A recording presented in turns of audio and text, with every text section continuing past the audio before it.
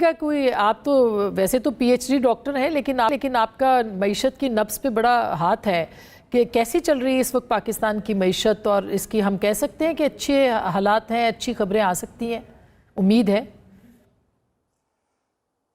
देखिए, उम्मीद तो कभी भी नहीं छोड़नी चाहिए, और ये कहना ज़रूरी है कि जिस रफ्तार से महंगाई बढ़ रही थी उस रफ्तार में कमी आई है। कुछ हुकूमत के जो स्पोक्समैन हैं वो गलत कहते हैं कि महंगाई में कमी आई है। महंगाई में कमी नहीं आई, लेकिन जिस रफ्तार से बढ़ रही थी उस रफ्तार में कमी आई है, जिसको हम कहते हैं अफरात ज़र कम हुआ है।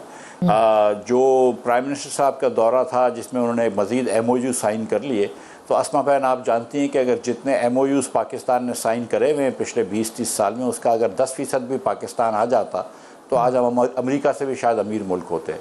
तो ये MOUs की तो कोई हैसियत नहीं है जब तक कि ये एक्चुअल ऑन द ग्राउंड ना हो। मगर आपने देख लिया कि PIA जब हम बेचने गए तो कोई भी बायर, 6 बायर में से 5 तो ऐसे ही चले गए, और छठे ने भी जो बिड दिए वो रिज़र्व प्राइस से 12% है सिर्फ। तो पाकिस्तान वो ये ज़ाहिर है कि पाकिस्तान की मईशत के ऊपर भी हमारे इन्वेस्टर्स क्या सोच रहे हैं, हुक्मरानी के बारे में क्या सोच रहे हैं, रेड टेप के बारे में जो ब्यूरोक्रेटिक हिंड्रेंस होती है काम की, उसके बारे में क्या सोच रहे हैं।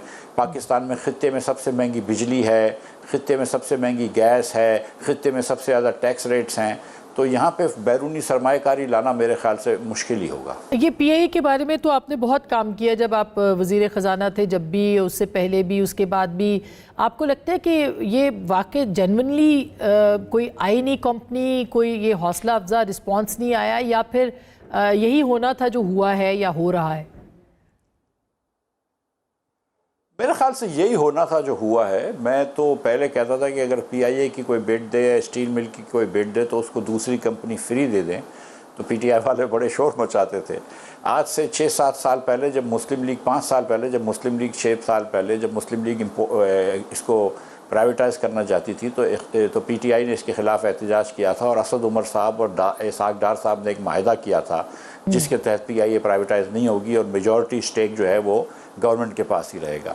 आज हम मेजॉरिटी स्टेक का बेचने जा रहे हैं, और उस दरमियान इन 5 सालों में 400 अरब रुपए का नुकसान हो गया है। तो इन दोनों शख्सियात से ये पूछना चाहिए कि इसका ज़िम्मेदार कौन है, ये 400 अरब रुपए का जो नुकसान हो गया है। और अगर आप PIA को इस साल भी प्राइवेटाइज़ नहीं करते और अगले साल फिर 100 अरब रुपए का नुकसान होगा, तो इसका ज़िम्मेदार कौन होगा? हुकूमत वक्त को भी इसका जवाब देना चाहिए कि ये जो 100 अरब रुपए साल के नुकसान हो रहे हैं और आप प्राइवेटाइज़ नहीं कर रहे, तो इसका ज़िम्मेदार कौन है? और